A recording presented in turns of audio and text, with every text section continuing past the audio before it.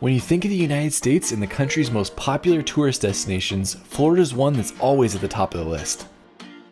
The state is full of great cities like Miami and Orlando, as well as 3 national parks and hundreds of islands located off the coast of the state. My dad and I spent 8 days exploring the southern portion of Florida, including Miami, Everglades, the Florida Keys, and even Dry Tortugas. You can watch individual videos on many of these spots on my channel, or here's the full 8-day road trip showing our entire time in the state of Florida. Quick note, nothing in this video is sponsored. I picked and paid for everything myself, and let's jump into our most recent road trip. Our 8 days in Florida began with an early morning flight out of LAX. We wanted the first flight out so we could get to Miami and have a half day exploring with a 3-hour time change. Our plane had poker where you could play the seat next to you, and it made our trip go a lot faster. After a relatively uneventful flight and taking Pop's poker money multiple times, we landed. Made it to Miami. Here we are, ready to start. The Miami airport's massive and it takes a while to walk through it, but luckily they have a people mover to the rental car area. Alright, Pops is picking our car. We better pick something good. Pops selected us a Nissan Altima. It was easy getting in, the higher roof. We arrived in Miami at around 2 p.m, so we had a few hours left of daylight to explore before the sun went down. We headed first to the South Beach area to check out the Art Deco buildings.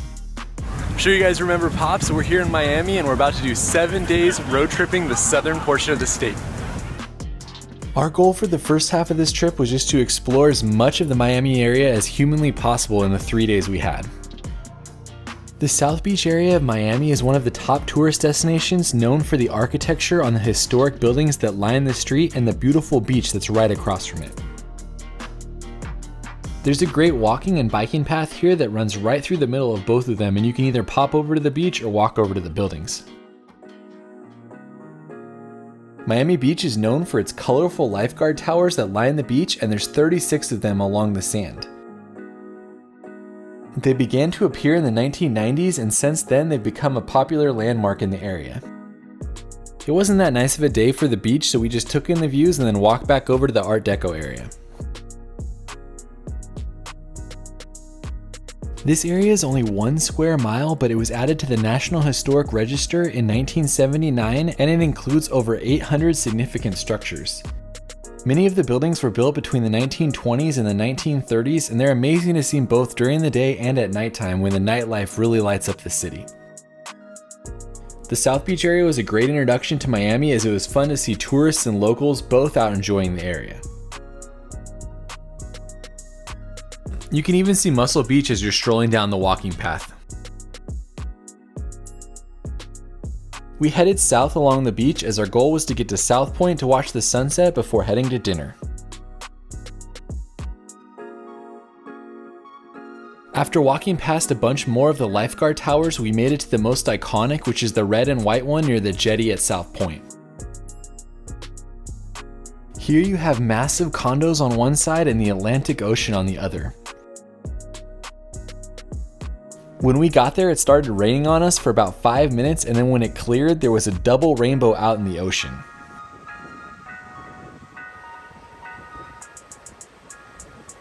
Pops is up looking at the view from a different angle, but check it out, it's an entire rainbow. I don't think I've ever seen a full rainbow before. But with the rainbow comes rain. The rain moved in again for another 5 minutes, but it scared all the tourists off, and it was just my dad and I that went out to South Point after it was over. This pier sits at the south point of Miami Beach, and it's 450 feet long. It's popular for photography as it provides a great view of the South Beach area, and for fishermen as well. So there was 100 people out here hanging out at this spot, but then it rained, and now it's just Pops and I. Also, I don't really like the floating billboards blocking the beach view. Pops is all excited to show you that he got a video of the sailboat going under the rainbow, so I'll play that right here for you.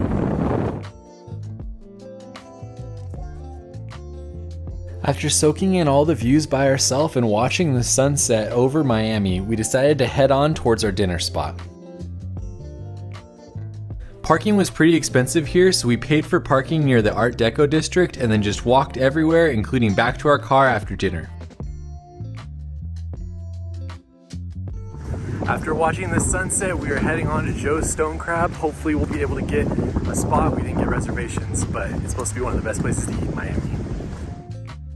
South Point Park is a great place to hang out with the family, as well as there's a large open grass area and there's a children's playground. There's also some outdoor public art at the end as well, and that's where I hung out for a little bit to watch the end of the sunset before heading on to dinner. Joe's Stone Crab is one of the most famous restaurants in Miami and one of the highest grossing independent restaurants in the country. It opened in 1920 and has been selling amazing seafood since then, even becoming one of the top buyers of stone crab in the entire United States. You're getting set up. That's amazing too. We went with a large to share, which has the crab claws served with a mustard sauce and 2 sides. Look at the meat on that crab leg. Unbelievable. I guess it's a crab claw, not a crab leg. Amazing. While it is a pricey place for dinner, both my dad and I agreed that it easily lived up to the cost, and it's definitely an experience you're gonna wanna have when you're in Miami. Plus, the key lime pie here is pretty good as well. Just finished a crazy crab meal at Joe's. Now we're at South Beach checking out the lights to end our first day in Miami. We took advantage of our walk back to the car to stroll along Ocean Drive and see all of the historic buildings lit up at night. It was only a weekday, but the nightlife here is still pretty crazy, and even if you're not a fan of nightlife and bars, this is still a place you have to experience in Miami. The neon lights on these historic buildings is just iconic to see, and I guarantee you'll have some fun.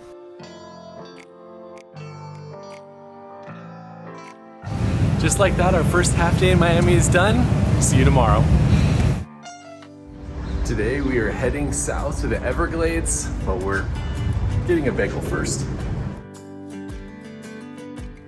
To begin the day, we drove about an hour south of Miami past the city of Homestead to the southern portion of Everglades National Park. We have made it to Everglades National Park. What is this, Pops, like National Park 7 or something we've done now? I have no idea, but we've seen a bunch of them. We definitely have. I don't know if you can hear it, but it's kind of cool that there's all these birds greeting us.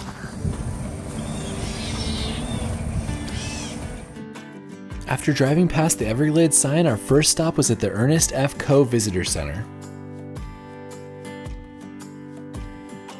So we are here right now, and we're gonna make our way all the way down to Flamingo, and then drive all the way back out and go to the Shark Valley area later today. The Ernest F. Coe Visitor Center is a great introduction to the park.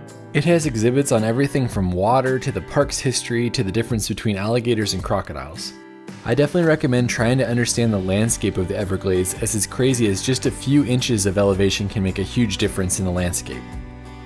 Once you leave the visitor center, you'll make it to the entrance for the park, which is where you pay your fee and you can get a map. From the entrance to the end of the road at Flamingo, it's about 38 miles. I abbreviated this Everglades video a little bit since it was so long, but you can see the full Everglades video on my channel if you want to see more of the trails we did. These people obviously know something that we don't know. The vultures are attacking these cars, so hopefully our car is okay over there. After researching it, these were black vultures and they love tearing up rubber components on the cars. This is the craziest thing I've ever seen. There are vultures literally everywhere here. On the cars, on the buildings. Never seen anything like that before. Pops is taking one for the team and going back to protect the car from the vultures while we do this less than 1 mile trail.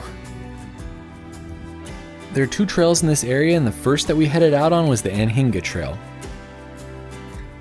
So there is a basket where they put tarps where you can actually take them for your car, but there weren't any there, so we couldn't cover our car, which is why Pops is watching for vultures. They look like they're pretty damaging. I have no idea, but let me know in the comments if you do, because definitely look like they could mess a car up. The Anhinga Trail is a beautiful and short wheelchair accessible trail that's great for seeing wildlife. Along the trail you'll often see birds like the anhinga bird, and you may even see some alligators if you're lucky as well. First alligator or crocodile sighting right there.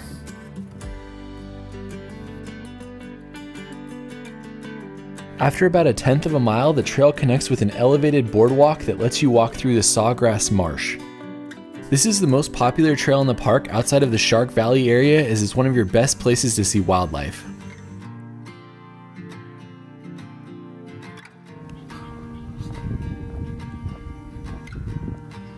This is definitely a trail you're going to want to take your time on, as there's some great places to just sit and look for wildlife.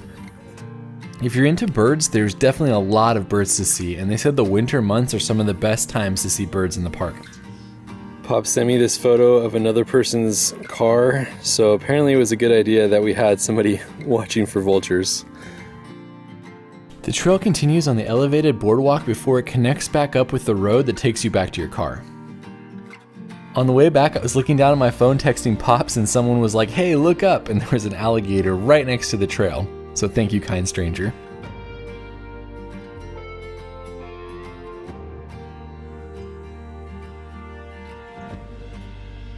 That ended up being a pretty awesome trail, beautiful views, and 2 alligators or crocodiles. I can figure out which ones they were, and I'll update that right here.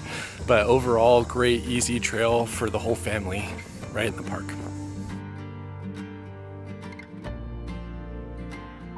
Pops covered up our car for us, and then he got to see the alligator or crocodile. I'm not sure which yet. It's pretty sweet though, right? It was cool, right there by the road. I mean, you can reach out and touch them. I don't know why you'd want to do Don't that. touch the crocodiles. There's no signs that say don't touch the crocodile. This area also had a second trail called the Gumbo Limbo Trail, which was less than a half mile, so we did that one before heading back to the car. Forests like this only exist in southern Florida because of the tropical conditions found here.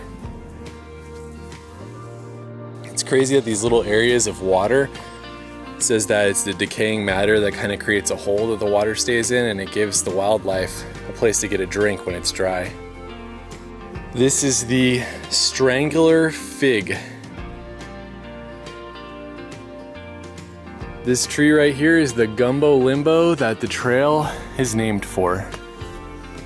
There's a lot of Gumbo Limbos at the end of the trail. I'm sure this probably goes without saying, but there are mosquitoes everywhere. There was one I just knocked off of my camera hand, so bring mosquito bug spray. Just like that, we ended the Gumbo Limbo Trail, and now we're heading back to our car to make sure the vultures didn't destroy it before heading on. So the vultures must have found something to eat. They have basically left the parking lot, and now they're up in the sky. This RV right here was covered in tarps when we left, and it looks like the vultures have peeled them all off. So I guess the vultures like these rubber pieces, so you can see them all over the ground. I guess they pull them off of the cars. Pops protected our car though, vulture free. Nice work. Hold these things up and put them back for the next person. Yeah, there's a little box over there where you can get the stuff for the covering your car. Here's the area where they have tarps that you can put on your car. We made it to our second stop at the Pine Lands parking area, and look, it's vulture free. This is another less than half-mile trail in the park. According to the park website, this trail was also technically wheelchair accessible, but there was definitely some parts where the roots had pushed up the road. This is another unique short trail in the area that takes you through a pine forest. I'm just gonna go out on a limb and say you don't want to be here in the summertime. We are here in November and it is muggy and sweaty and warm. If it was like a way hotter, I don't think this would be very fun. It would be tougher. It'd be a lot tougher. So Pops actually grew up in New Jersey, and he has a comment on humidity. What's your comment? Yeah, when you're in a humid climate, once you're wet, you're wet. There's no drying, right? That's one of the things beautiful about Southern California. You dry real quick because of the dryness of it. But you're in humidity, you're wet, you stay wet. So we're gonna be sweaty all day? We're gonna be sweaty all day. Pops pointed out this little shell snail that's like 7 feet off of the ground. Now here we go, tree snails. They sleep half of their lives and they hold on to the trees, so that's what we've been seeing. We saw dozens of the tree snails along this trail, and it was pretty fun to see something like that. All right, we made it back to the start of the trail, so now we're heading on to the next one. This park is so flat that when we left this area, we actually went over a pass that was 3 feet. After going over the pass, we saw an unmarked area with an elevated boardwalk, so we pulled off. It ended up being a short 3-minute walk to an area called the Skeleton Forest. In here, there was these trees that were white and sparse, and I think skeleton was a really good name for them.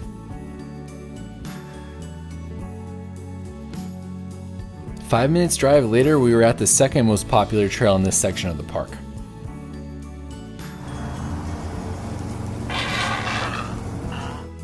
This is trail number 3 or 4 of the day so far. It's the Paheoki Trail. All these trails in this park are super short, so this one's less than 1/4 of a mile. The sign says Paheoki is a Seminole phrase meaning grassy waters. It's a good way to describe this area. This trail is also wheelchair accessible as it has a slight grade that takes you up to an observation area.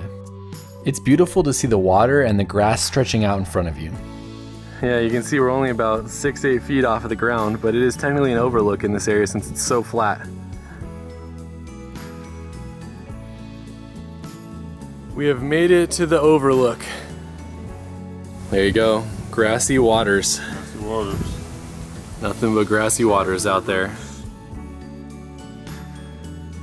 Wow, this sign is crazy. So this shows the original Everglades. So it used to run off of the lake and come all the way down to here. But this shows what it looks like now with the cities and agriculture and everything that kind of stops the runoff.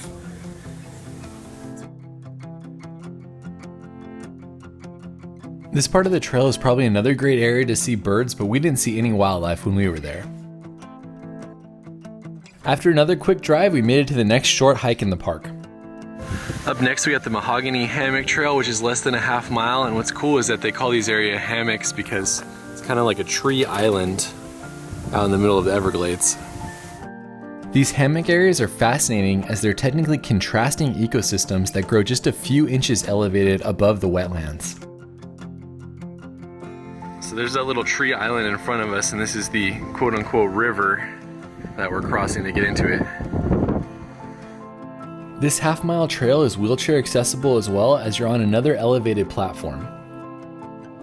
This trail was one of my favorites as the hammock area was really dense and there was a ton of different plant life to see.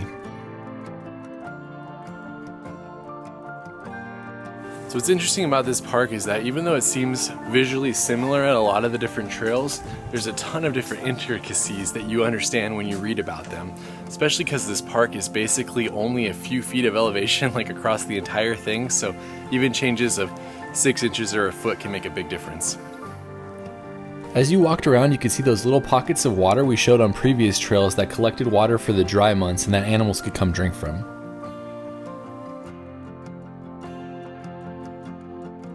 It's basically the last of the trails we're doing this morning, a few viewing areas, and then we're going to make it to Flamingo Visitor Center. This is 9 Mile Pond. I've seen some pictures of crocodiles being on the beach area kind of right here, but none today. Still a pretty area though. It also looks like there's some canoes. I don't know if those are rentals or what they are, but there's one person out on the water. As we left 9 Mile Pond, we arrived at the end of the southern portion, which was the Flamingo Visitor Center. We've made it to the end of the road, the visitor center at Flamingo. I don't know what that building is they're working on right there, but it looks pretty cool if you could walk across that top part. The ranger told us that that building is the future home of the Flamingo Visitor Center. Right now it's just a small one-room area with a couple things to purchase, but not much to see. So the guy at the visitor center told us to drive down here to Florida Bay, which is where 1/3 of all of the Everglades is in that Florida Bay area, so it's an overlook. And then there's 2 marinas up here. One you can often see manatee at, and one you can see crocodiles at. And basically everything else we've seen in the park so far has been an alligator, not a crocodile. There's also a campground out here and some kayaking trails, so it'd probably be a pretty cool place to explore. Alright, we've made it to the end of the drivable portion of Everglades. There's the Florida Bay. This small overlook was beautiful, even though there wasn't a lot to see other than a few keys out in the bay. What's cool about where we're at is that we basically made it to the southern tip of Florida, outside of the Florida Keys. So you can see that that's where we're at, right there, southern tip of Florida. After leaving the Florida Bay area, we headed back to the marina to get some snacks and to look for wildlife.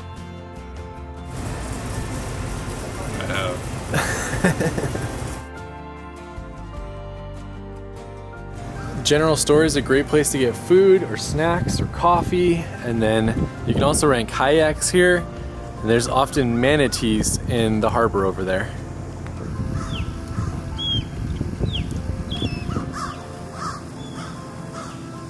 The manatees, you basically just look around and see some bubbles and then they pop up for a second. We got lucky when we were there, and there was a manatee that was hanging out about 15 feet off the dock, so we got to see it come up a couple of times.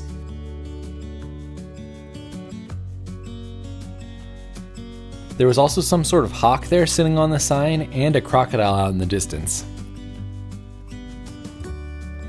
That ends our time in the southern part of Everglades National Park. Now we're gonna go get some lunch, and then it's about a 2.5-hour drive to Shark Valley, which is the northern part of the park.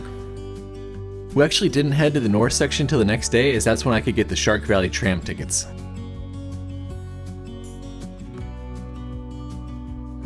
We made it to our lunch spot, the Everglades Gator Grill, and we were greeted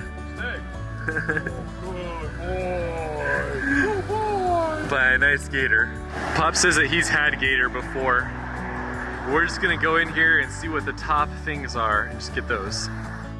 When people visit Florida, they often want to try eating gator, so we decided that we would try it and let you know how it is. Gator Grill is the most recommended, and it's right outside of the national park.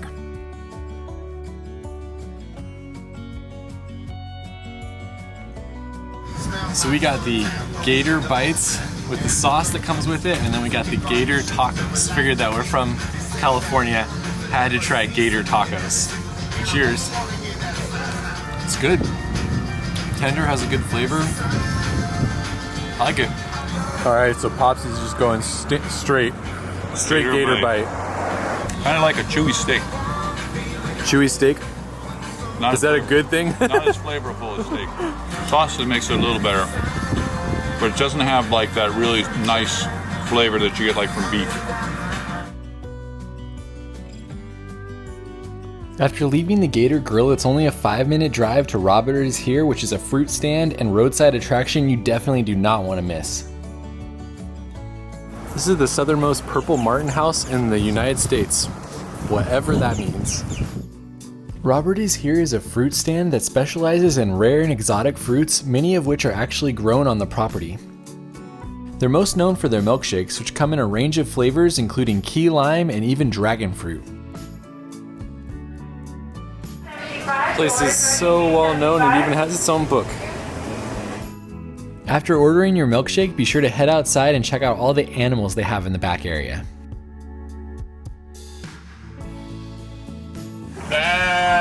So out in the back they have emus, they have turtles, there's goats, all sorts of animals. This area is definitely popular. There was tons of families here feeding the animals and walking along the back area. You'll also find some antique tractors and other things to see back here as well. Wouldn't be a good trip if Pops didn't stick his head in the cutout. Very nice. I hope my milkshake looks that good. Guanabana milkshake. They say in Fried that this fruit is the best tasting fruit in the world. It works good. It goes good with the ice cream. Very creamy, very smooth, mildly sweet. Yeah. Worth trying? Yeah, I'd give it a try. This is the Guanabana, which is what my dad got his milkshake out of. Tastes like cotton candy and pineapple. After leaving Roberta's here, we headed back into Miami. Fairchild Tropical Botanical Garden is an 83-acre garden south of Miami in Coral Gables. It opened to the public in 1938 and it's known for its many rare tropical plants that you can explore. This lady told me that sometimes you'll see crocodiles in this area. Don't see any right now though. Look at how big those lily pads are. I have never seen anything like that. I don't even know if those are real. The lily pads here had to be a couple feet in diameter and it was pretty crazy to see them in the pond. My dad and I just wandered around the garden, ultimately trying to find the butterfly area. It's like a legit rainforest in this portion of the gardens.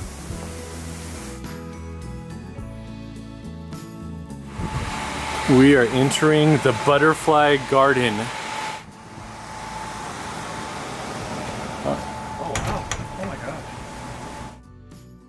The butterfly garden supposedly has over 40 species of butterflies that rotate through the exhibit. The volunteer told me that they're the most active on sunny days and it was a little bit overcast, but we were still able to see dozens of butterflies flying around. Of course, it's the butterflies that make this exhibit awesome, but even walking around and seeing how they created the tropical climate here is pretty unique.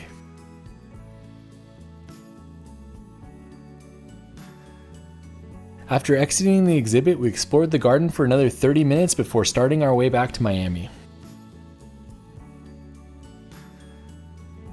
When we got back to Miami, we headed to another one of the city's most popular restaurants, Cafe Versailles. Starting in 1971, this restaurant has been here for 50 years and claims to be the most famous Cuban restaurant in the world. It's definitely well loved as we arrived at 3 p.m. on a Tuesday and it was 30 minutes before we got seated. Luckily, there's lots to explore while you wait, like baked goods and cigars, or you can try one of the Cuban coffee drinks that they make at the bar right next to where you're waiting. We're waiting for Cafe Versailles and we got the Cuban espresso with evaporated condensed milk. It's a good thing to do while you're waiting. Nice. After getting seated, the service was fast and they had all sorts of mixed drinks as well as some of the best Cuban food I've ever had. I definitely recommend the marraquitas, which are plantain chips for an appetizer. And then for the main course, get one of the samplers, which has many different Cuban dishes for you to try. Or of course, you could always go with a Cuban sandwich as well.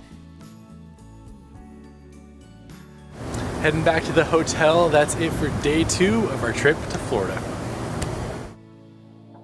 Starting a rainy day 3, visiting a coffee shop, we're gonna go see the Miami Circle and then we're gonna head out and see a lighthouse.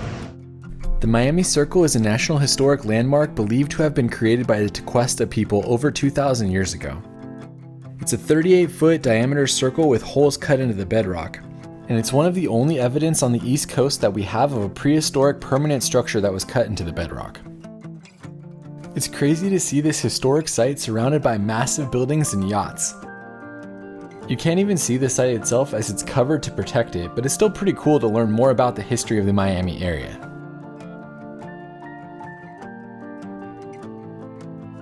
From there, we drove about 30 minutes south all the way out to the southern tip of Key Biscayne in order to visit the Cape Florida Lighthouse. We made it out to the Cape Florida State Park. Gonna explore a little bit, go to the lighthouse. It's not a great day though, it's a little dreary and rainy. Check out all these fish that are down in the water. Looks like it could be kind of cool for snorkeling. So those houses way out there are the stilts. We're gonna see those tomorrow, but I'll put my zoom lens on to show them to you guys. When I was researching the trip to Florida, I got really interested in the Stiltsville area. These buildings started to be built out on the water in the late 1930s. And over the years, they became restaurants and clubs and all sorts of crazy things. Look up Stiltsville on Google if you're interested in reading more about them.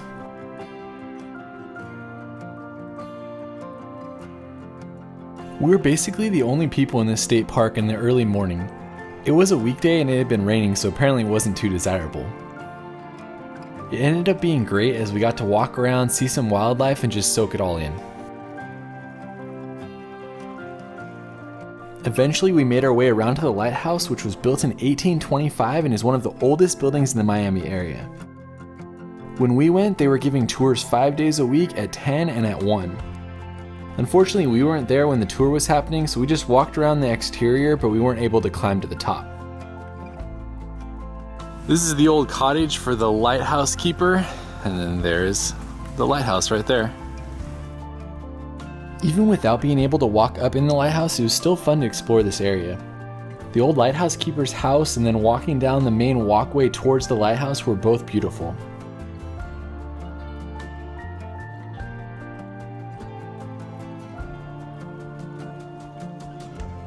So they were planning on actually turning this into a luxury development, but through the work of Bill Baggs, he was able to convince them to sell this area to the state and keep it as a park. So that's what it looks like now, all that development behind it.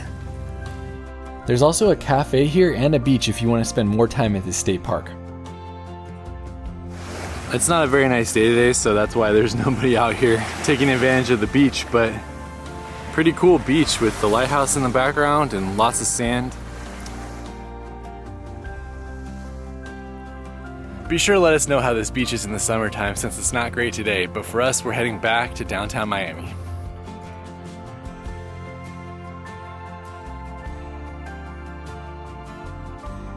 Next up on our tour of Miami is Biscayne Museum and Gardens.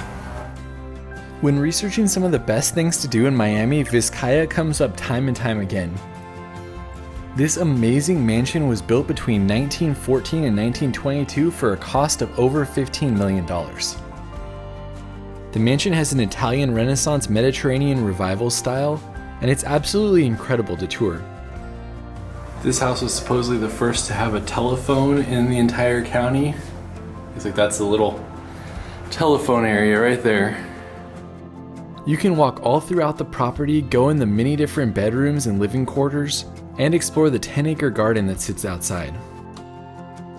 This is the Deering bedroom, so basically the main bedroom in the house. There's actually an elevator as well. After exploring the interior, we headed out to the back to see the barge. This area got damaged in a hurricane, so that's why you can't go out there, but pretty cool to see off the back of the house. I was told the barge used to be a pretty popular spot for parties. I have to say, it'd probably be pretty hard to beat in the Miami area in its heyday.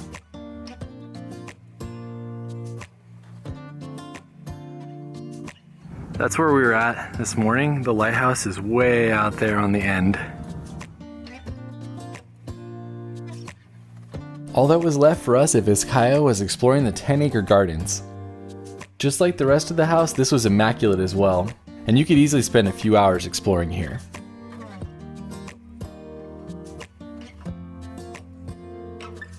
If you're into history and those lavish kind of European mansions, you'll probably like that spot. On to whatever's next. From the immaculate Italian historic estate, we followed it up with some modern graffiti art at the city's other incredibly well-loved spot called Wynwood Walls.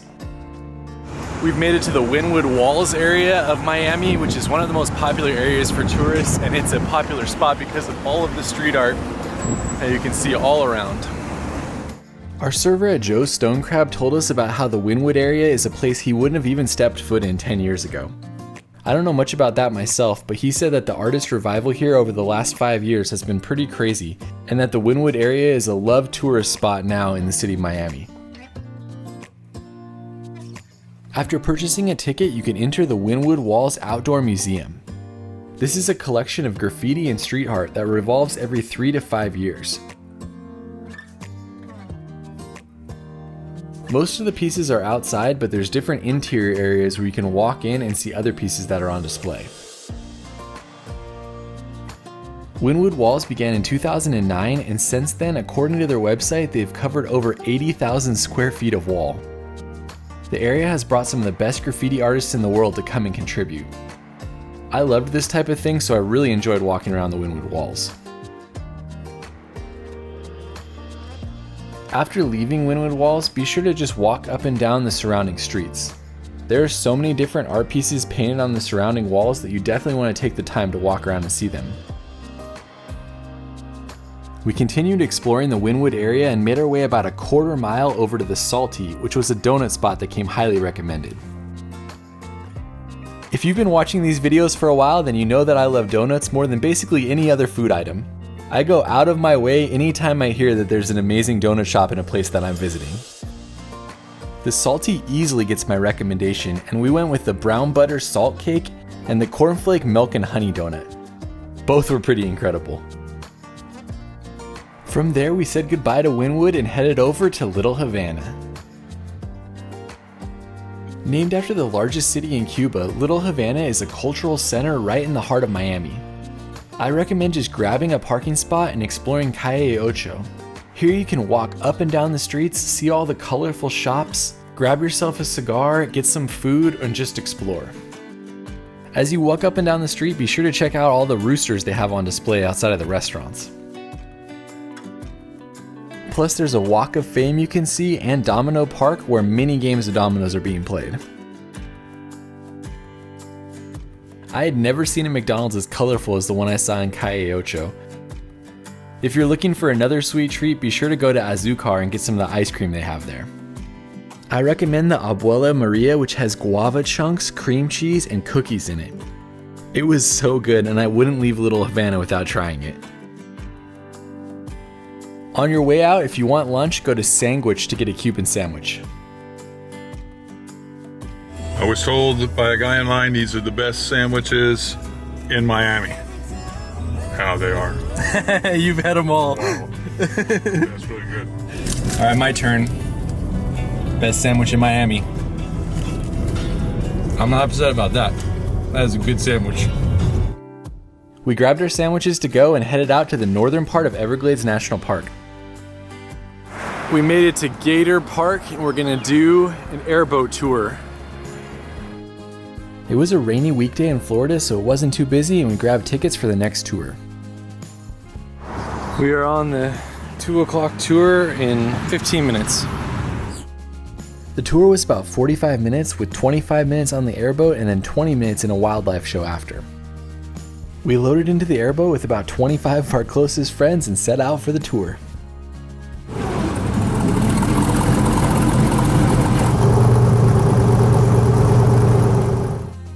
The first 10 minutes went slow as our guide told us about the area and about the wildlife that we could see, and we kept our eyes peeled to see if we found any gators.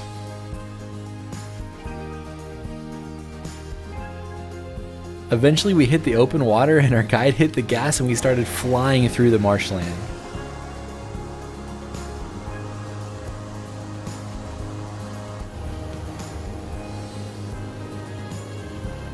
It was such a cool experience being able to glide over the grass and the water and to fly back and forth on the airboat.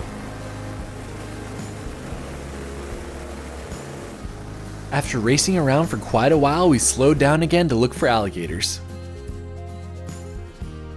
Almost immediately we came upon an alligator, which was incredible to see. It didn't seem to care at all that we were there, and it hung around for about 5 minutes just following our boat. Here are some shots from my zoom lens. I wasn't that close, but it looks like it with the zoom.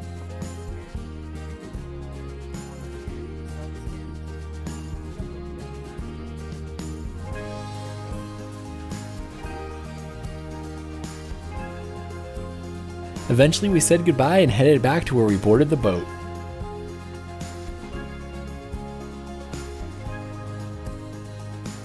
After getting back, we headed into the small exhibit area they had to see the wildlife show.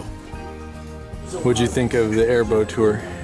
I thought it was great. Yeah, it was kind of fun. Very tame, but it was fun. Got to see an alligator too. Yeah. The 10-minute show was a nice addition as we got to see a bunch of different animals and they told us a lot about each one. I'm sure if you had a family, this would be an especially fun add-on.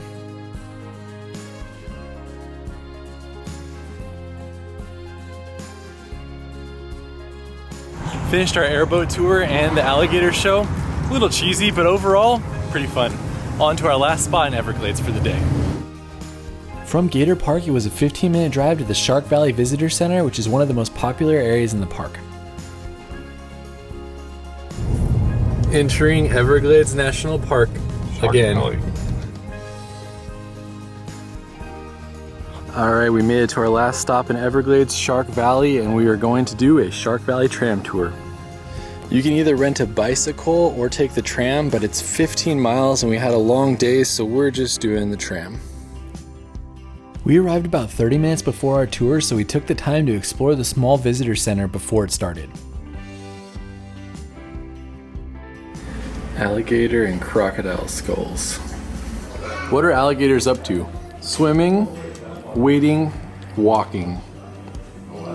Not eating you, apparently. You can look inside. Nothing. There's nothing inside an alligator. Stay alert, active alligator nests.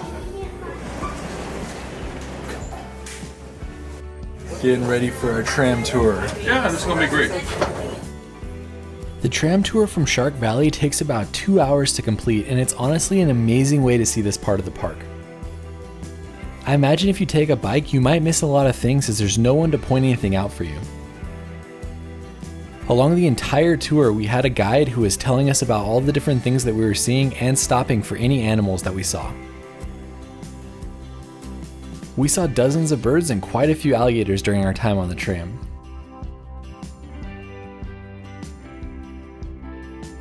Also, I should note that you definitely want to book your tram in advance. During popular times in the park, it easily sells out, and you don't want to miss this incredible experience in the Everglades. According to our guide, this is basically the central area of the freshwater marsh part of Everglades National Park. It's basically a field of sawgrass, and it often floods in the winter months, which is why it's called the River of Grass. Here are just a few of the animals that we saw during the first half of our tour.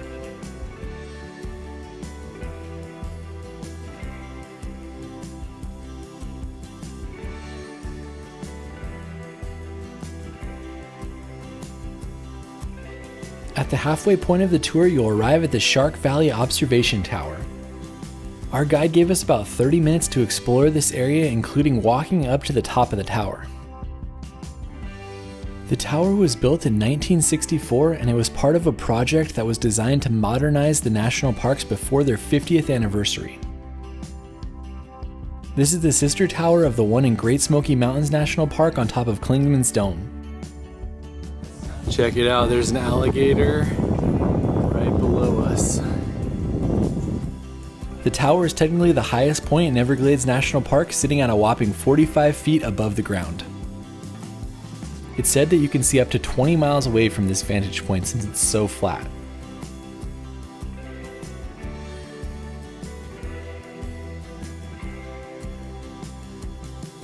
What do you think, Pops? This is a beautiful spot here. The panoramic view, seeing the rain coming down. Alligators. Water down below. It's a really nice spot worth coming here. Unfortunately, the observation tower deck top part is not open anymore. But you can still get some great views. Walking out here and then looking at that alligator down below us.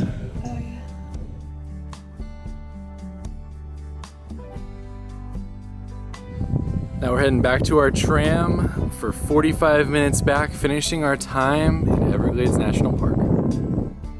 I spent about as much time as I possibly could up here just soaking in the views of this amazing national park. One of the benefits of taking the bike is definitely being able to spend as much time here as you would like. Here's the alligator we were looking at from above. Pretty cool.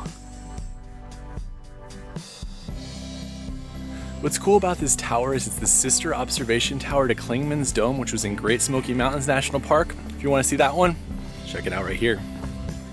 The 45-minute ride back was a relaxing way to spend our last few minutes in Everglades National Park. Even though it was cloudy, along the way we got to see a little bit of a sunset as well.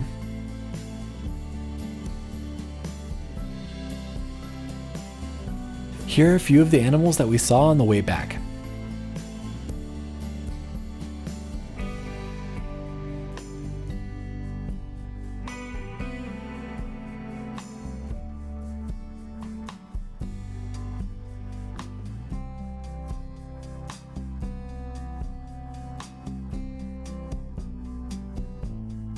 Back in the car, that was a really fun tram tour. Lots of animals. Definitely do it if you're in the park. We're heading back to the hotel, and that is the end of day 3? I think it's 3. Starting the morning in Wynwood again with coffee at Panther Coffee, and then we're heading on to explore Biscayne National Park. We started the day at Panther Coffee, which was next to our hotel, and then we headed on to El Brazo Fuerte Bakery. This bakery came highly recommended, and we decided to grab some food to take out on our Biscayne Bay National Park tour. Our tour left from the Deering Estate, which is a beautiful historic home about 45 minutes drive from Miami. It was a really nice drive, and you could actually go in the estate after the tour as well. So 95% of this park is underwater. This is one of the only ways to see it, and they only offer this tour 1 day per month, so we got lucky in that it happened to be the day that we're here. It's about 4 hours. We're gonna see a new national park. Run, Pops, they're gonna leave without us. Just walking to the boat was beautiful, and you can often see manatees in the small cove as well. Our tour was relatively small with only about 15 people on it. So we're starting right here, and we're gonna go up to here, and then we're gonna go down to here and back. That's the tour for today. Leaving the estate, the water was incredibly smooth as we went past the mangroves and the palm trees on our way out to the open water. This channel is really shallow, and if you're lucky, you can see animals below you as you head out. I was blown away by how stunning this boat ride started and was excited for an entire day exploring the national park. We had a docent that came with us that told us information the entire time we were on the boat. It was fantastic, and there was a lot of history on Miami, the lighthouses, and the surrounding area. Plus, any questions you had, he was more than willing to answer. As we made our way out to the lighthouse, we got to see the Miami skyline, and we learned that Biscayne National Park is over 170,000 acres with 4 distinct ecosystems. We also got to see Stiltsville from afar, which is a collection of houses, restaurants, and clubs that were built in the 1930s to the 1950s. This is a pretty crazy part of Miami's history, as people used to come out here and party and hang out. Unfortunately, we didn't get too close on this tour, but I'd love to come back and just hear about Stiltsville. From there, we arrived at our first of 3 lighthouses, the Cape Florida Lighthouse. This historic lighthouse was built in 1825 and was operated until 1878. This was a much sunnier day than when we tried to visit it earlier, so it was cool to see the lighthouse like this. Be sure to visit the park if you want to climb the 90-foot tall lighthouse, as there's tours that go multiple times throughout the week. From there, we headed into the open water for about a 20-minute ride to the Fowey Rocks Lighthouse. This lighthouse sits about 7 miles away from the Cape Florida Lighthouse, and it actually replaced that lighthouse in 1878. It's a popular place for fishing and for marine life, so there was tons of other boats sitting around the lighthouse when we arrived. The lighthouse is made of cast iron and has what they call a skeletal tower. It's still in operation today, and it sits about 110 feet above the water. This lighthouse looks really crazy, and it was pretty incredible to see. Definitely a highlight of our time in the national park. From there, it was another 20-minute ride to Boca Chica Key, which is our main stop on the tour. Boca Chica Key is a 32-acre island that was once privately owned. It's the most visited island in the national park, and private boats come here daily in order to explore the island. We docked here and we got about 45 minutes to explore, which included going to the lighthouse or taking the half-mile hiking trail. Our group headed first to the lighthouse, where the guide supposedly had keys in order to open the structure. What's crazy about the lighthouse is it's just ornamental. It was built in the 1930s when the island was privately owned and guests were entertained here. The lighthouse is 65 feet tall, and since it's easily accessible, it's a very popular spot in the park. This island is actually pretty popular. There's a whole bunch of people here just for the day hanging out. I thought it was interesting to see as many people and like picnic benches and everything. Must be a fun place to hang out in Florida if you have a boat. They're trying to unlock the lighthouse for us, but someone actually owned this island, so this cannon was used for ceremonial, like shooting the cannon when people came, and then this lighthouse is actually ceremonial as well. It was never an actual lighthouse, but it'd be cool to go up in it. The lighthouse is made of a coral rock and it was built in the 1930s. The story goes that it was actually lit for a few hours before it became a navigational hazard and it was never lit again.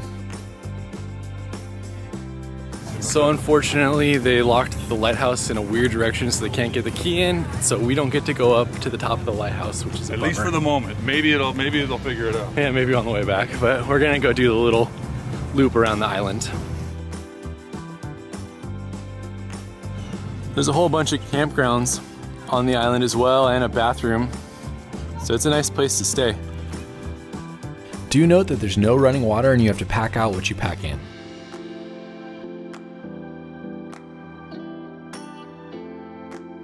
I'm pretty bummed I didn't bring my swimsuit because this water looks perfect.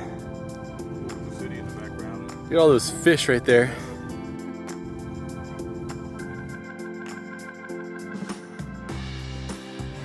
It's the only beach I've ever been on where you get stung by mosquitoes. Feeling it. After exploring the beach, we decided to head out on the half-mile trail that goes around the small island.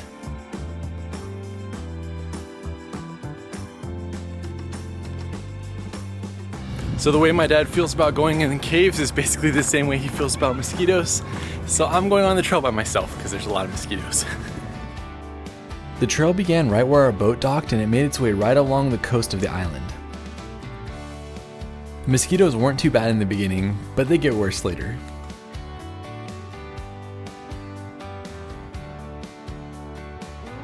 There's a whole bunch of fish swimming down there. I think these are the mangroves. And then a whole bunch down there as well. Look at, I don't know if you can see, but like right here, there's just a huge clump of fish. It's crazy as how far we are away from Miami. You can see it right out there, way out in the distance. The trail continued around the backside of the island with beautiful views out towards the open ocean.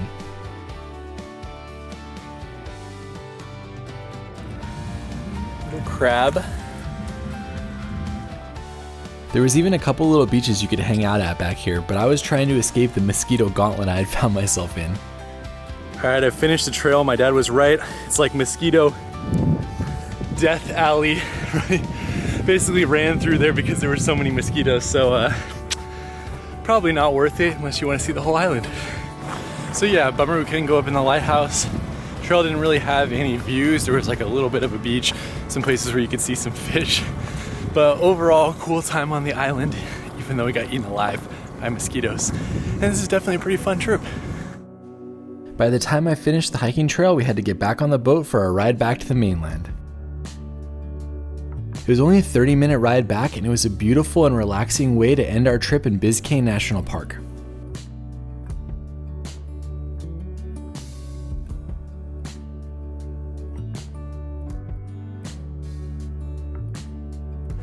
We're back on dry land, had a good time exploring Biscayne National Park. Definitely check it out if you're down in the area when they're giving that tour. Now we're gonna explore the grounds a little bit, do a few more things in Miami before ending our last night in the city, and our road trip starts tomorrow. The Deering Estate was built in 1922 by Charles Deering. Charles was the half-brother of James Deering, who was the one who built Biscayne, which we saw yesterday. This stone mansion is beautiful to explore, and it's much smaller and less flashy than Biscayne is. Charles was especially a fan of collecting art and antiques, and at one point in time he had one of the most valuable collections in all of Florida. When we bought our ticket to go to Biscayne National Park, the ticket to explore Deering Estate was included with that. There's also a pretty incredible wine cellar you can see in the house too. By far my favorite part was the property that surrounded it though, and the view of the Biscayne Bay and the massive mangrove trees. From the Deering Estate, we headed back into downtown Miami to go to the Philip and Patricia Frost Science Museum. This came recommended as one of the best science museums in the United States, so we had to stop by. I have to say, it's a pretty incredible place with tons to see, including an aquarium and a planetarium, among other things. One of the highlights for me was being able to go all the way to the top of the museum to the open air roof observation area they have. From here you get incredible views of the skyscrapers of downtown Miami and out into the Atlantic Ocean.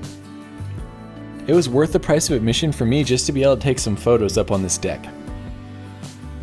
Also, I recommend just going to the deck first and then making your way down the museum, as that's one of the best ways to experience it.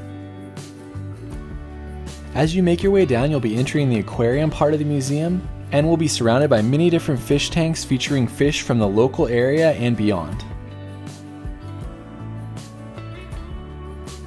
As you continue, you'll make it to the highlight of the museum, which is the massive aquarium window that you get to see from down below with sharks swimming above you. I had seen photos of this previously, but nothing prepared me for how cool it is when you're actually there. From here, there are dozens more exhibits you can see, many of which are interactive. Honestly, this is a great museum to explore. It's a little bit expensive for an entire family, but there's hours worth of things to do here. After exiting the museum, we made our way over to Bayside Market, another favorite location for tourists visiting Miami. This marketplace was our last major thing we were visiting in the city of Miami, and it was nestled in the shadow of the massive skyscrapers that surrounded it. At the market, you can shop, you can grab a boat tour to some of the celebrity houses, you could ride the Ferris wheel, or you can just grab some food and hang out underneath the banyan trees. Pops is a really big shopper, so we're making sure to get some shopping going while we're on this trip. It's my jam right here. This is Pop's other favorite thing, shopping and Ferris wheels. He loves going in Ferris wheels. If you're keeping track, you can add Ferris wheels to the things my dad hates, along with caves and mosquitoes. We didn't go up in this one, so let us know how it is in the comments. 10 minutes in the marketplace was about good enough for us, so our last dinner before leaving Miami. When we travel to new cities, we try to take in the best food that the city has to offer, as we never know if we'll ever make it back to the city again. In Miami, this ended up being 3 relatively expensive dinners. That being said, every one of them was amazing, and our last dinner in the city was at Ceviche 105. According to their website, this is Miami's best Peruvian restaurant, and they've won many awards for the food they create here. We went with the recommended dishes, which was a chicken dish and the 3 most popular ceviches in a sampler. It's hard to hear what he says here, but it was delicious, and we loved having a ceviche-focused meal. From there, we walked back over to the Bayside Market to get our car and to see some of the Christmas displays they had there. Saying goodbye to the Bayside Marketplace and Miami. That's the end of day 4. Tomorrow we go to Key West. We're saying goodbye to our hotel in Miami, and we're heading to Key West with a few stops along the way. We started our drive with a stop at Macondo Coffee Roasters for some great Colombian coffee. We got our coffee, and now we're headed out on the road trip. 45 minutes south of Miami, we were arriving at our first stop on the journey, Coral Castle. Unfortunately, they didn't allow video here, only photos, but this is a really fun and historic spot along the drive. The work was all done by one man, Ed Leedskallen, in the early 1920s. He moved the castle from its original location about 10 miles north in the 1930s, which is what you can still see to this day. The tour takes about 45 minutes, and it starts with a video about Ed and then walks you through the grounds and tells you a lot of its history. It's pretty fascinating, and it's definitely worth stopping at on your road trip. As we headed south, an accident closed the bridge on Highway 1, so we had to take County Road 905A into the northern part of Key Largo and then head south from there. Welcome to the Florida Keys. This is a nice drive as well, with some good views of the water, but unfortunately it took a lot longer because of the traffic trying to turn back on Highway 1. If you have the option, Highway 1 is definitely the better way to take. The traffic ended up being that there's a stop sign in order to turn left onto Highway 1, so that's what took so long. But eventually we were back on the road heading to our next stop. If you're hungry when you get to Key Largo, head to Mrs. Mac's Kitchen. This spot has been here for decades, and it's famous for its key lime freeze, which is like a key lime milkshake. They also have great fresh fish, crab cakes, and key lime pie. We didn't go on the way down, but we did go on the way back up. I should note that people often think that this route is just along the ocean the entire time, but a lot of it actually feels more inland as you're driving through towns and there's trees that block the view of the water. We finally made it to our first stop in the Keys, this massive lobster outside of the Rain Barrel store. It's called Betsy the Lobster and it's made of fiberglass. It was completed in 1985 and it is 30 feet high and 40 feet long. Just in case you wanted to know how big it is, 6'7" pops and Betsy the Lobster. It's pretty big. There's also a fun tourist shop here if you want to pick up something from the Florida Keys. After we said goodbye to Betsy, it was only a 5-minute drive to the next stop in the town of Islamorada. Stop number 2 is the History of Diving Museum. The History of Diving Museum was a huge highlight on the trip for me.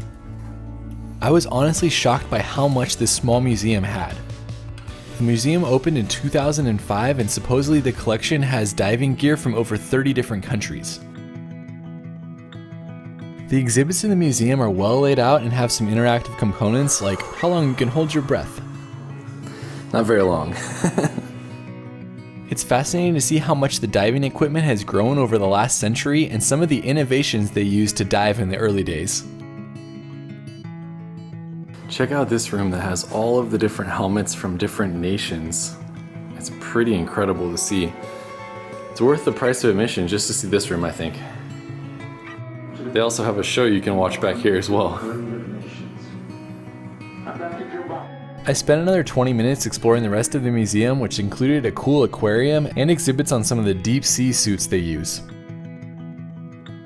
Plus, there was even some information on diving in the movies that was fun to see. This type of regular is how they created Darth Vader's iconic breathing sounds.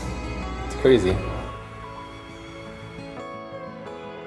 That museum was really cool. Definitely stop here. So much to see and lots of stuff you wouldn't see in a normal museum.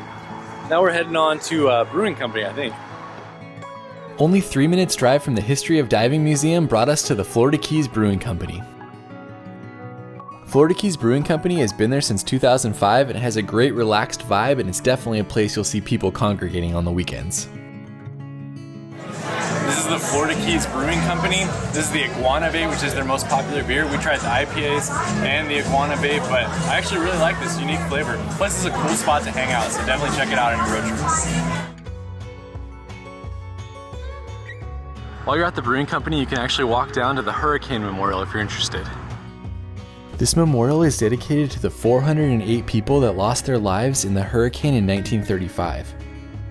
It was a Category 5 hurricane and was one of the most intense to ever hit the United States. The memorial here is beautiful and worth seeing, and it's made out of a coral limestone. On the walk back to the brewing company, you can see historic houses that were built in the wake of the hurricane and that were designed to survive future hurricanes that may hit the area. Our next stop was basically across the street from the Florida Keys Brewing Company. Depending on what you're planning to do in the Keys, this is a great place to stop for fishing and all that kind of stuff. Since 1967, this sporting goods store has become a popular spot in Islamorada. In the early 1990s, it was sold to Bass Pro Shop though, so it looks a lot more like what you'd come to expect from Bass Pro Shops around the United States. It's a pretty awesome spot with a historic boat right in the middle. The boat was built in the 1930s and is supposedly the sister boat to Ernest Hemingway's. They allow you to climb up into the boat and have lots of information on its history while you're there. Heading 7 minutes south, we made it to everybody's favorite stop on the drive from Miami to Key West. We made it to Robbie's where you can feed the tarpon. This is easily one of the most popular stops on the entire drive. Robbie's has a market, restaurant, and different water activities that you can do, but the most famous thing to do here is to feed the tarpons. It costs a couple bucks for admission and a couple bucks for a bucket of fish, but it's definitely worth it. Do be sure to put your sunglasses in your pocket, as lots of people lose them. Pops is picking out our bucket. It's a winner right here, baby. After getting your fish, you proceed to the dock where there's literally hundreds of tarpon below you. Watch out for the pelicans though, as they'll steal your fish if they get the opportunity.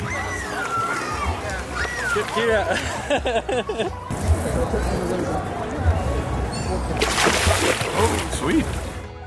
The best way to experience the feeding is to use the slow-mo option on your phone.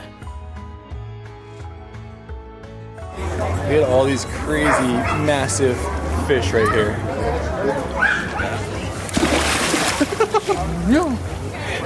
It's so crazy. Oh, that guy was massive. The tarpon basically puts your hand in their mouth as they're getting the fish. Alright, Pop's got the last fish. Here we go.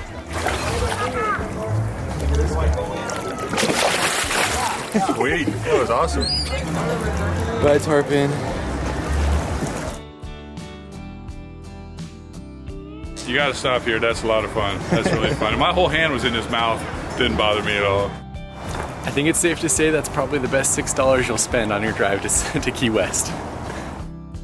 From Robbie's, it was a 35-minute drive to our next stop. Along the way, we got to see ocean views, cross a few bridges, and go through a few small towns. It wasn't the clearest day, but it's still an incredible drive with lots of beautiful views all around you. Eventually, we made it to the town of Marathon, which was our next stop, and we were finally gonna have something to eat. When you research places to eat on this drive, Key's Fishery comes up time and time again for their lobster Reuben. Best sandwich in every state, Florida, the lobster Reuben. We ended up ordering the amazing smoked fish dip and a lobster Reuben to share.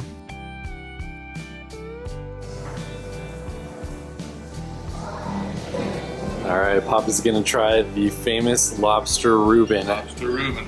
Best sandwich in the state of Florida. Very good. The lobster is overpowered a bit by the other stuff. Yeah. But very good. Yes or no?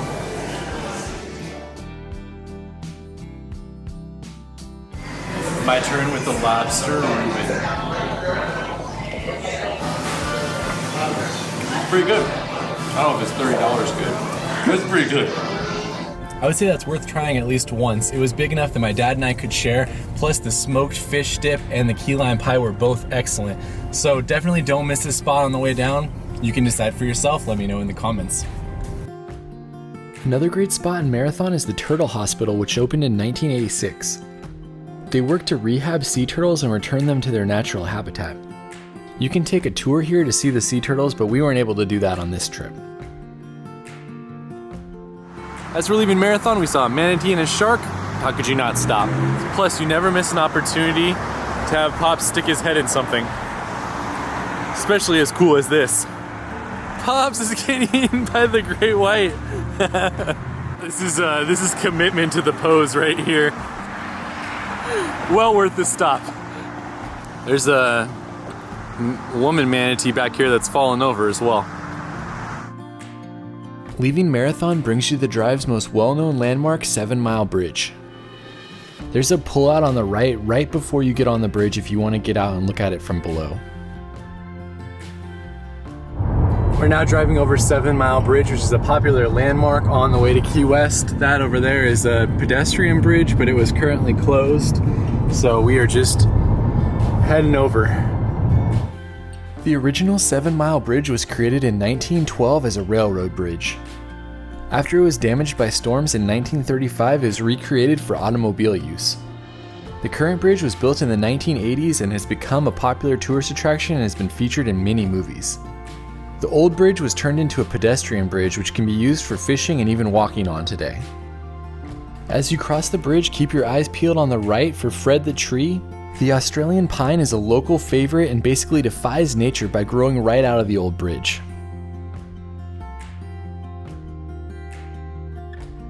Right after you cross 7 Mile Bridge, there's a big parking lot. This place wasn't closed, so if you want to walk out on the pedestrian bridge, you can do that from here. This is a great stop as it's a fun way to experience the bridge and to truly understand the sheer size of this engineering marvel.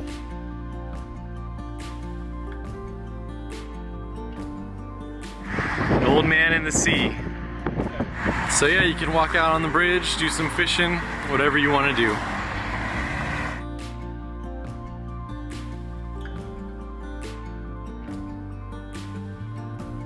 As we said goodbye to 7 Mile Bridge, a 5-minute drive brought us to our next stop at Bahia Honda State Park. So when you get to this state park, there's a trail to the old bridge that you can actually hike up to. That's what we're doing now. It's only about a 1/10 of a mile walk to the old Bahia Honda Bridge, and you can walk on it if you want to.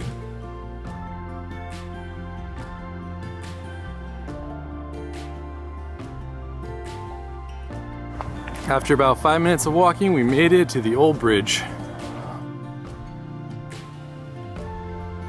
Look at that water out there. It is incredible. Even though it's not sunny, it looks amazing. When you make it up to the bridge, you can only walk on a small portion, but you can get some great views of Highway 1 running alongside you, and it's cool to stand on this historic bridge. After seeing the bridge from the top, I think the best view is actually from the bottom on the side, so you can actually see the old bridge. So there's the bridge we were standing on. You can see the people up there, but as you can see, it's much cooler from down below. This is the original railroad bridge that was converted to an automobile bridge in the 30s. Now we're finishing the drive and we're heading down to Key West just in time for sunset, which doesn't look like we're gonna get much tonight. From the state park to Key West, it's about 35 miles and it takes about 45 minutes. This section of the drive is picturesque as there's more bridges and the views are not often blocked by trees. If you have the time on the drive down, go to Big Pine Key and go to the National Key Deer Refuge. You can head to the Blue Hole where you may be able to see key deer and other wildlife, or you'll often just see them as you're driving on the side of the road. These deer are the smallest subspecies of the white-tailed deer and are only found in the Florida Keys. Eventually we made it to the outskirts of Key West and started the slow drive into the city to park near Duval Street.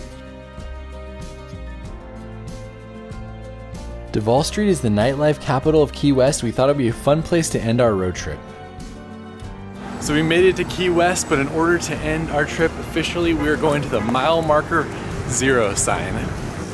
Mile marker 0, the beginning of the Florida Keys Scenic Highway, or the end for us. We did it. We made it. Mile marker 0 is a fun endpoint in Key West with a couple little shops there and a great place for an ending photo. After ending the road trip at the mile marker 0 sign, we walked back to Duval Street to get a drink to end the day. What better way is there to celebrate than at the original Margaritaville? This spot started in Key West in 1985, and as you probably know, they're all over the world now. Even if you're not a Jimmy Buffett fan, and I don't know how you could not like the song Margaritaville, it's still a pretty fun spot for a drink in Key West. You can get a margarita frozen or on the rocks. That officially ended day number 5 on our trip. Only 2 days left in our trip. We weren't able to stay in Key West last night, so we're on Sugarloaf Key, but nice view to wake up to. Heading into Key West to explore all day though. Starting our day in Key West by grabbing some scooters all day so we can explore the island without having to worry about parking. Woo!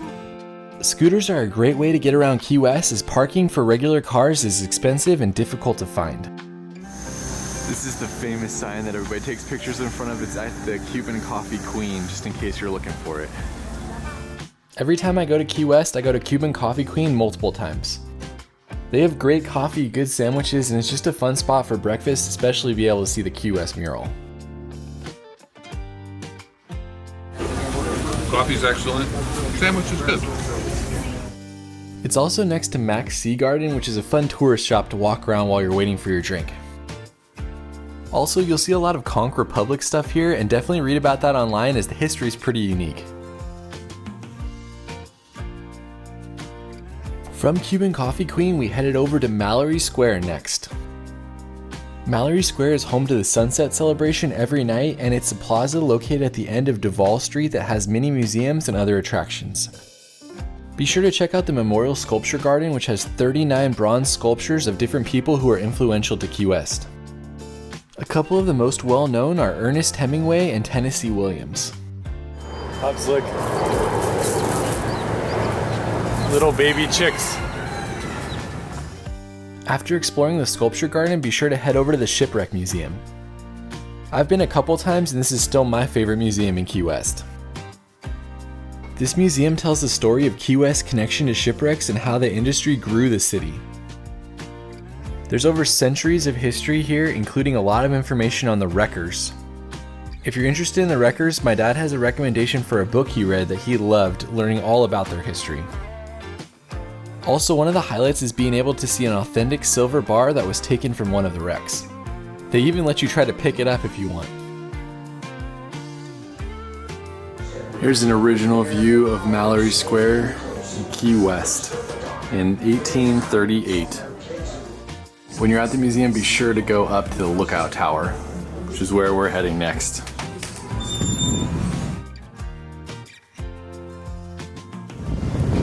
Getting our early morning workout. Heading up the lookout tower.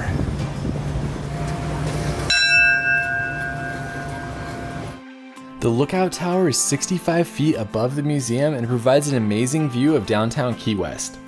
I think it's worth the price of admission just to go to the top. My dad wasn't so excited about it. Going back down? I'm back. He doesn't like heights. I did it. 90 miles to Cuba. Out there somewhere.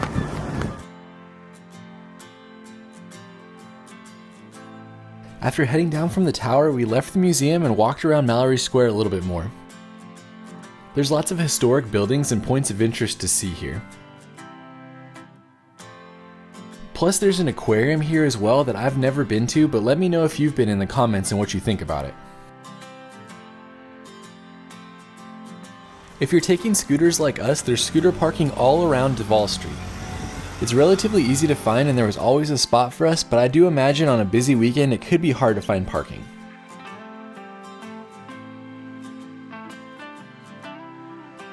We made our way to the western outskirts of Key West to go to Fort Taylor Park, so we're going to explore the fort right now.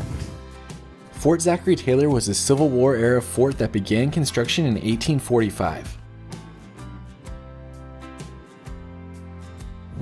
Look at the cannons around the top of this fort. 198. That is crazy. The fort is open for you to explore as a state park, and it's pretty awesome to see this historic structure up close that was used in World War I and II and the Cuban Missile Crisis. Up on this overlook, this must have been where all the cannons were on the outside of the fort.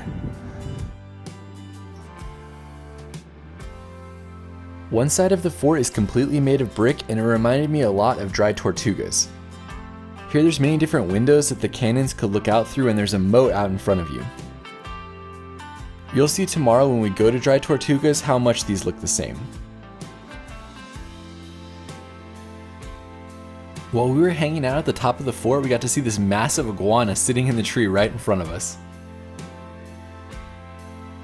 After exploring the fort, be sure to head over to the beach that's also in the state park. Here you can walk along a short coastal trail with some beautiful views out into the water, or you can just hang out on the sand if you have the time to kill at a nice beach. Pops has the right idea. Relaxing with that view.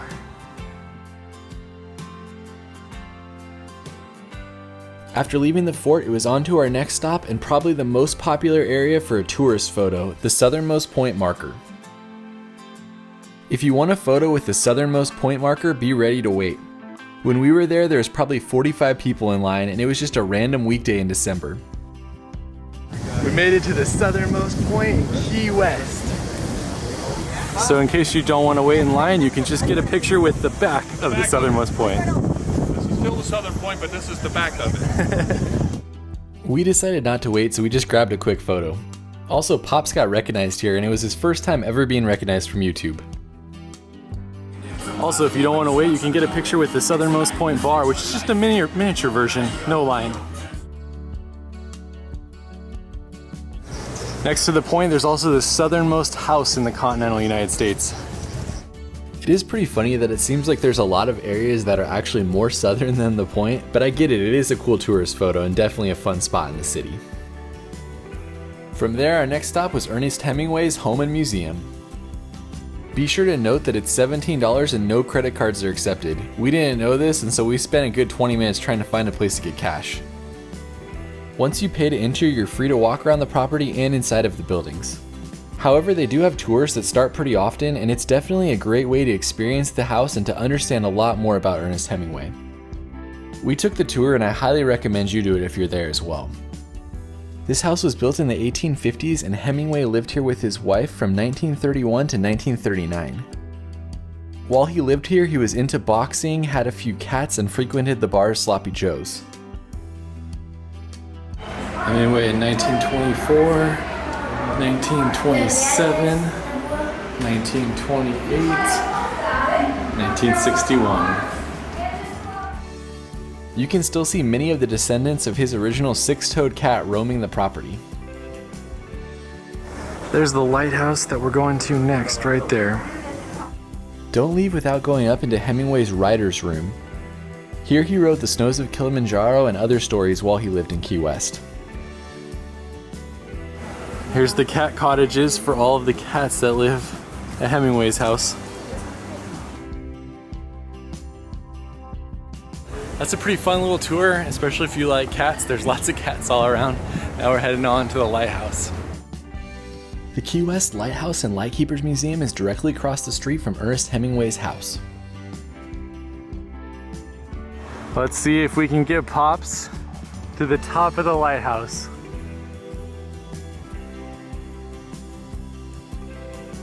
Are you not going up in the lighthouse? I don't know. That's a long way.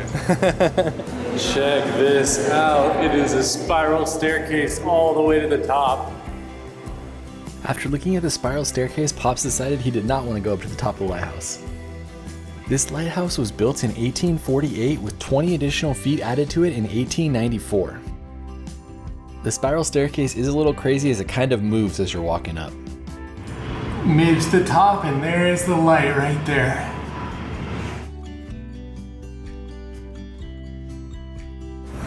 Hi, Pops. It's cool they have these little things that guide you. There's the southernmost point out there, southernmost point house. There's that Zachary Taylor area that we were at earlier. There's Hemingway's house right there, which we were just at. So it's right across the street to get to the lighthouse. At the top, you can walk around the narrow path and take in views from every different angle. You do have to get pretty small if there's other people and you're trying to walk around them though. This is probably not great for those that are afraid of heights. It's a little bit rickety as you're going up the circular staircase, and then it's definitely a good drop right here, but if you're not worried about that, it's pretty cool. So if you're keeping track, you can now add climbing to the top of lighthouses. That's another thing that my dad doesn't like doing. Once you get back down on solid ground, you can also check out the Lighthouse Keepers Museum. Here you'll find information on Florida's lighthouses and what it was like to be a lighthouse keeper during this time period. We went to the Cape Florida Lighthouse when we were in Miami.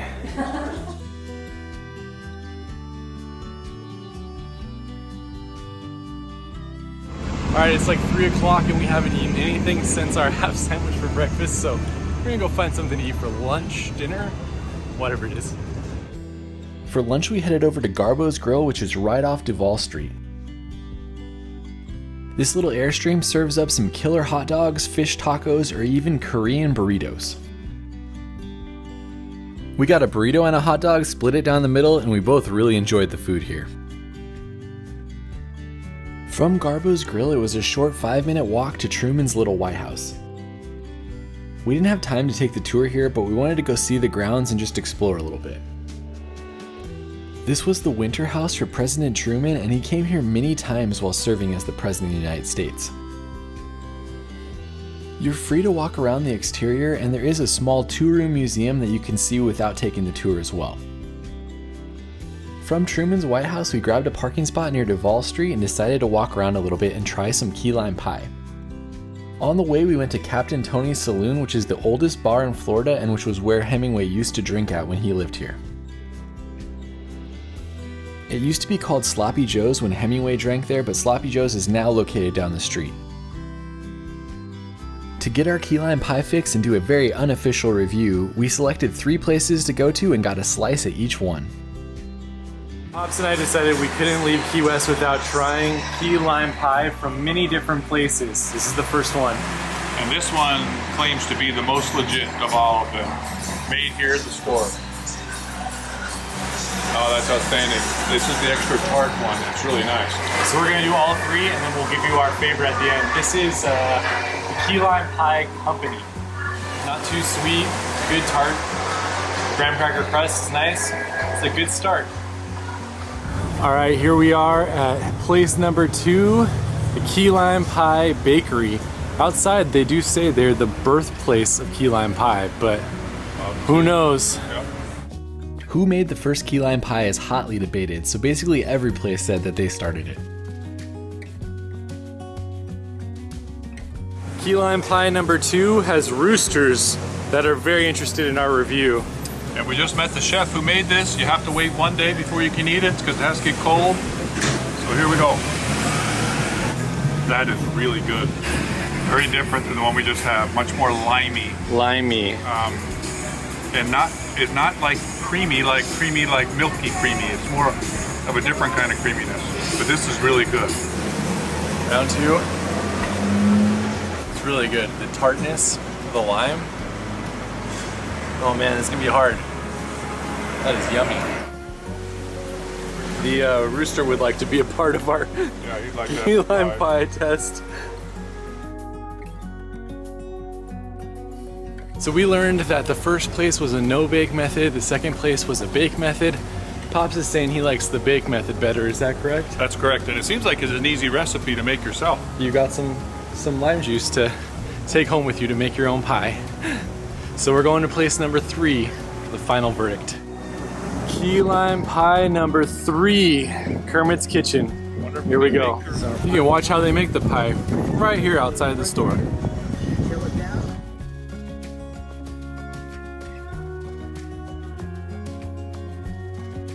Pops is trying round 3 from Kermit's Key West Key Lime Shop. And this is baked like the second one we tried. Very good. Yeah? I think the second one might be better, but this is a close second to that one in terms of the baked kind. It's hard to compare them when it's the baked to the others. Key lime pie round 3. It's good, it's nice and creamy, has a good graham cracker crust. It's not as tart as the second one though. And I think that for me, the tartness is the best. And just in case you want to try key lime pie in a little bit of a different way, they all sell their pie like this, which is dipped in chocolate. So if you don't want the traditional and you want to get something interesting, how do you beat a slice of pie that's dipped in chocolate? All right, final verdict. We both decided that we liked Key Lime Pie Company the best. It was just an incredible baked key lime pie. The no-bake one was also really interesting, so definitely try that one as well. Different. And you can't go wrong with Kermit's. I mean, Kermit's was great as well. All the key lime pies were stellar, but if we had to pick one, it's the second place we went to. That's what we would go with. Let us know what you think in the comments. Parked our scooters for the last time today, and we are heading to a Key West tradition, which is watching sunset at Mallory Square. The Key West Sunset Celebration at Mallory Square is a bucket list item for many people. It's a pretty incredible experience just watching the sunset with hundreds of other people and seeing all the street performers and acts that they have walking around.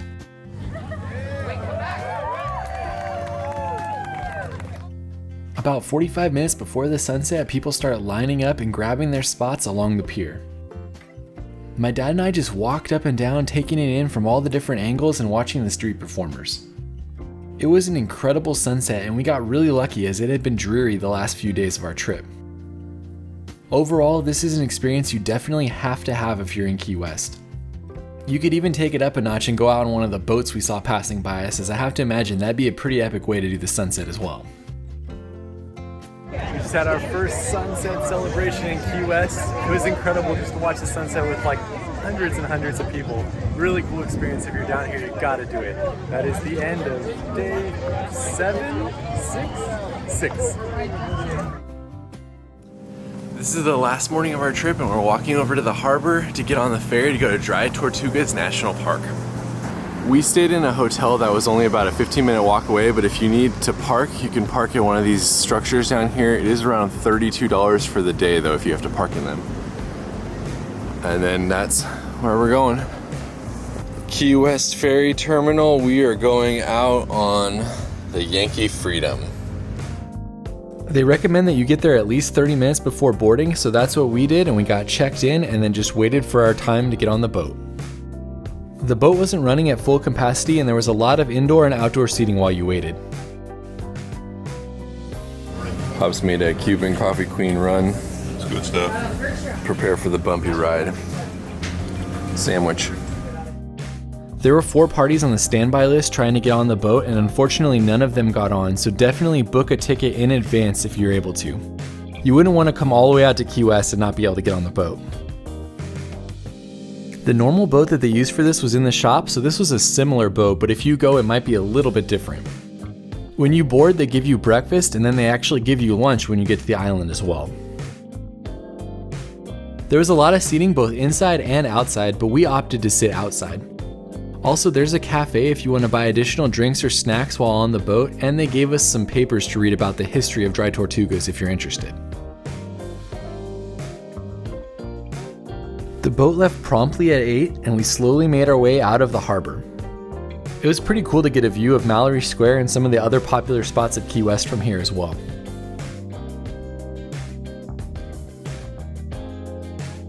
As the ship hits the open ocean, you'll begin the 2.5-hour ride to Dry Tortugas. Honestly, it's relatively uneventful. I was hoping that we'd be able to see more stuff, but it's basically just open ocean for most of the trip. Every once in a while you'll see a small island, but that's about it. There was coffee available inside and some books you could read, plus things you could purchase if you wanted a souvenir from the park. The last 45 minutes to the island was pretty bumpy, and people who were prone to getting seasick were having a rough time. That being said, the crew was amazing and they were ready to help out if needed. Eventually the island came into view, and it was crazy as it just came out of nowhere. We basically had nothing on the horizon for the entire trip, and then the island suddenly popped into view.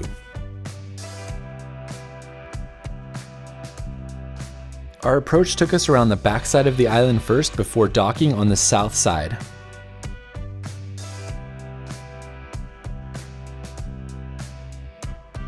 As we were docking, 2 seaplanes landed behind us.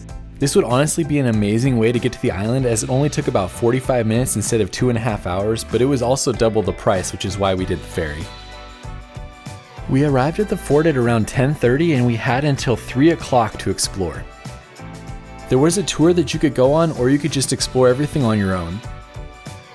We opted to just explore on our own, and we headed into the fort first. We made it to Dry Tortugas National Park. And Pops is wearing 5-finger shoes. We just got to the park. It's 10:30. We have until 2:45 here. So there's tours you can take, or you can just explore on your own and then go snorkel, which I think is what we're gonna do. When you originally board the boat, they give you a link to a PDF that gives you tons of history on the island. You can take this and the map with you when you're exploring, which help you to understand what you're looking at.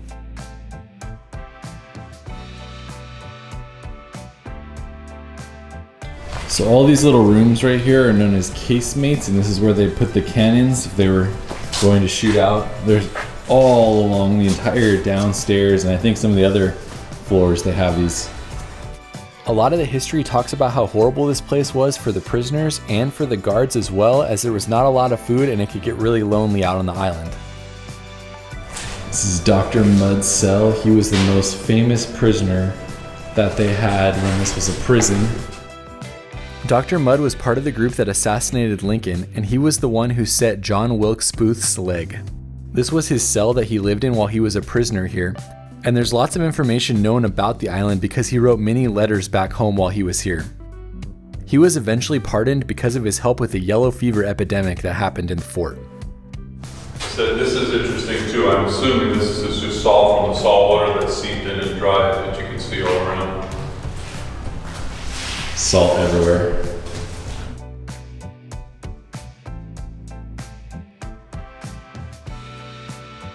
So the rangers still live on the island, so this is the ranger's house. After exploring the cell, we went up the spiral staircase to the top of the fort. Wow, this view is epic. Oh man, that's incredible. There's an example of one of the massive cannons they have at the fort. How often do you ever see this in a national park? Look at this trail. Nothing protecting you from the edge. Pretty awesome. And they keep saying that your safety is your responsibility. As it should be.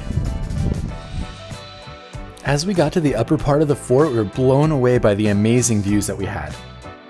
It was super windy, so we didn't get too close to the edge, but the views were incredible from up here. This is one of the coolest views, looking down over the entrance and the moat. See the lighthouse out there, and there's the boat we came in on.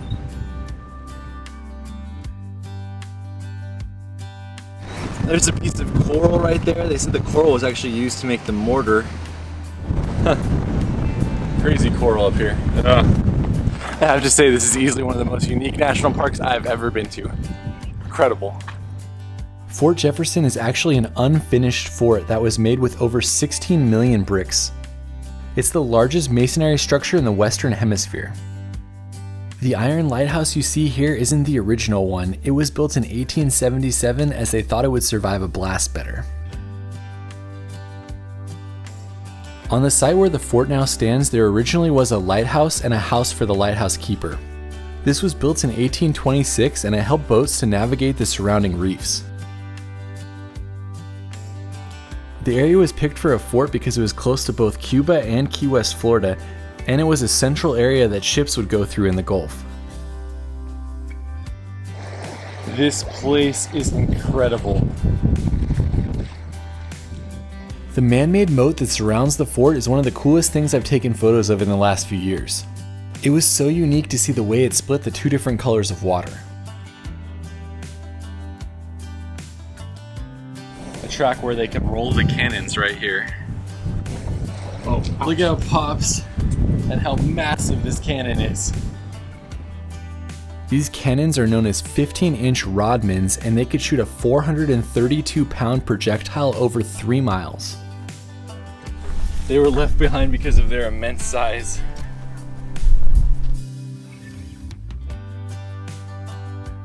Alright, we are making our way back down to the second level.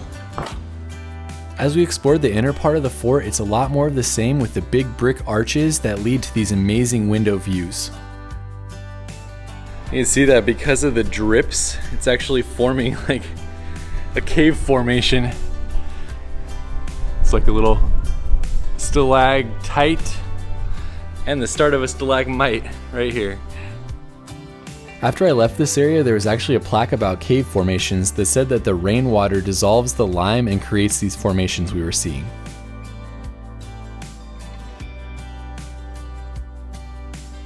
So that building right there, they would load the cannonball on the top and then there'd be a fire on the bottom. It would heat the cannonball up as it was going down. Then they would take it out that end to use in the cannon.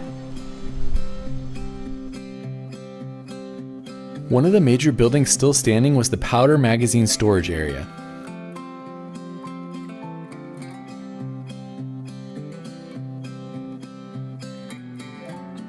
This is the area where they'd store the gunpowder to keep it dry and keep it from exploding. So we are right here, and that's what it would have looked like. But right now, it's just empty and cool. From here, we decided to walk through the center area before making our way out of the fort. There's the remains of the barracks that was never completed that you can see here.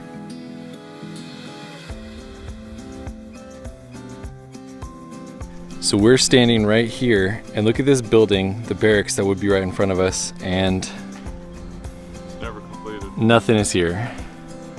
It was actually taller than the fort's walls, but a fire damaged it and it was never finished. Same with the lighthouse, it got damaged as well. There's also a visitor center on the island for a stamp and a few little trinkets. The visitor center had a small museum, a docent, and a few things to purchase, but there wasn't too much there. We're leaving Fort Jefferson and now we're going to snorkel. So the boat provides lunch, turkey or ham sandwich, got some chips, got some cookies, condiments. Sodas for $1. Sodas for $1, not bad. All right, so we got a doggone turkey sandwich, and this guy puts mustard. You don't put mustard on a turkey sandwich. Spicy What's up brown with mustard. you?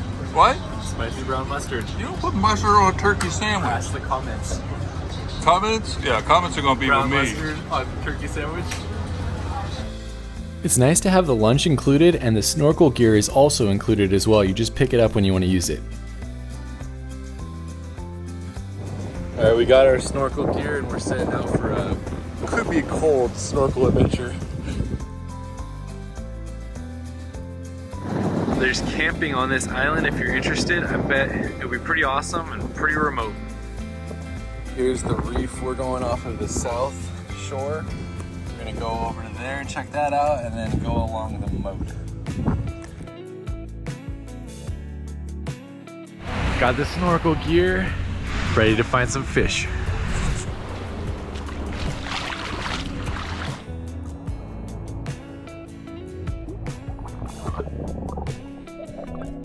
I've heard from quite a few people that Dry Tortugas National Park was one of the best snorkeling experiences they ever had.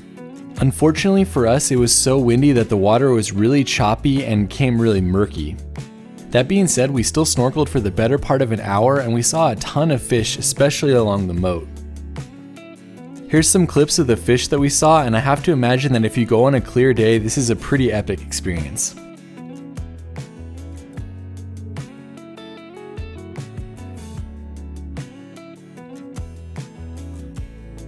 After finishing our time snorkeling, we turned in our gear and headed out to explore the moat, which was the last part of the park that we hadn't seen yet. The moat itself was built between 1849 and 1851. However, the interior portion was dug by prisoners and it wasn't done until 1873.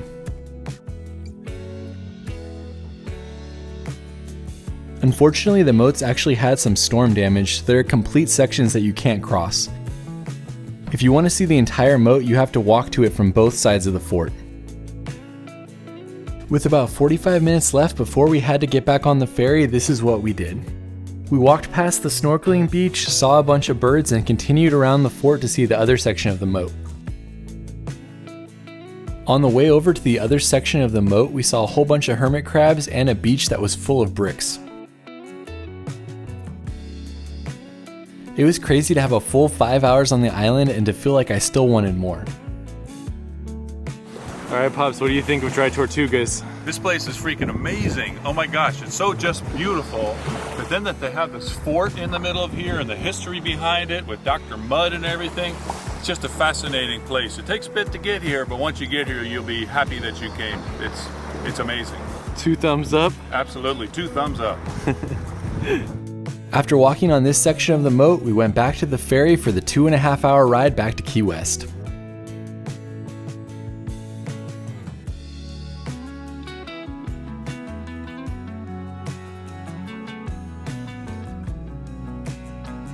Just got back at 5 o'clock for a full day in Dry Tortugas. We're finishing our trip with the oldest restaurant in the Florida Keys. This is Pepe's. It has been here since 1909. Pepe's is a great spot with a relaxed vibe in Key West and awesome food. There was all sorts of different seafood dishes you could try, plus oysters and pie. Pops is going big for our last meal in Key West. He ordered the entire happy hour menu and now is ordering 2 slices of pie. Key lime and coconut cream. All right, another key lime tasting. Wow. That's really good, really tart. Wow.